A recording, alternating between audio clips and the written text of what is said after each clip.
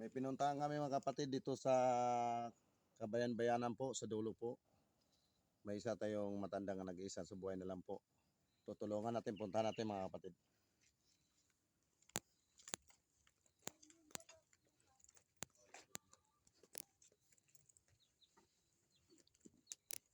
Doon ka dili naman ba?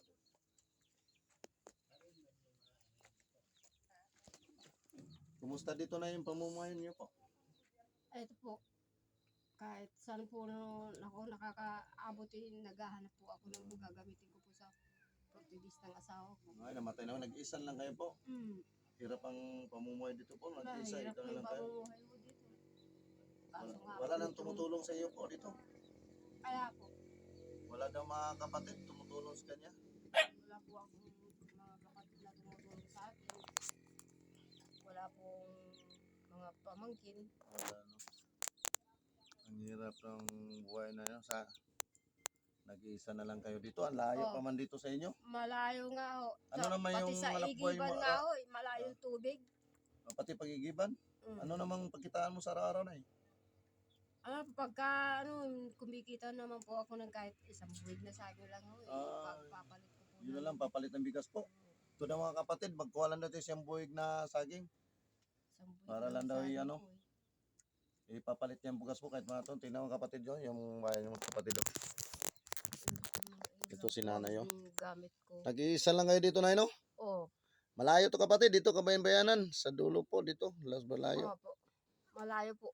Anong masabi mo na baka may tutulong sa atin? Anong hinaing mo? Itang hinihiling ko po sana itong bahay ko.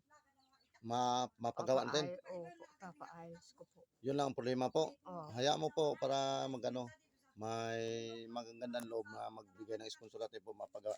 Tingnan mo mga kapatid, itong bahay ni nanay. Sira-sira na nga po. Ito yung inulam niya kapatid, gulay. Healthy talaga dito, maganda dito, sariwang gulay. Ito yung ulam po. Yung lang inulam ni nanay, wala daw sila tagang pambili. Wala kayong pambiling ulam na yun, no? Wala po. Wala daw kapatid. Gulay talagang gulay lang po yan. Ayan po. Gulay lang daw yung ulam ng kapatid, Tingnan mo, ito lang yung ulam nanay, Ito yung bahay niya kapatid, nanay, Walang kasisirado po mga kapatid. Ito po. Dito lang na tutulog si nanay, Ito lang yung higaan ni nanay mga kapatid. Yan, bukas pa yan mga kapatid. Itong bahay niya, gawa sa kugon po. Ayan po. Sira na po yan Sira na daw, sabi ni nanay. Ayan po mga kapatid. Ayan, bahay niya. Sana may magbigay sa atin ng sponsor na para kahit paano mapagawa natin. Yan lang bang hiling mo na mapaganda po kahit maliit lang po sana yung bahay ko. Kahit maliit lang daw ang bahay kapatid, kailangan matulungan natin. Kawawa naman na. Nag-iisa lang sa bahay po. Tinan po, kukuha lang siya isang buwig na maliit na saging. Di ba, Nay? Oo. Para ipalit mo ng bigas. Yun lang po ang kabuhayan ko kahit pa isa-isang buwig. Pagpayat po mo yung iba. Wala naman po akong hanap buhay. Wala daw hanap buhay si nanay kasi nag-iisa lang kapatid. Namatay na daw yung niya. Asawa na. Ito lang yung ulam ni nanay.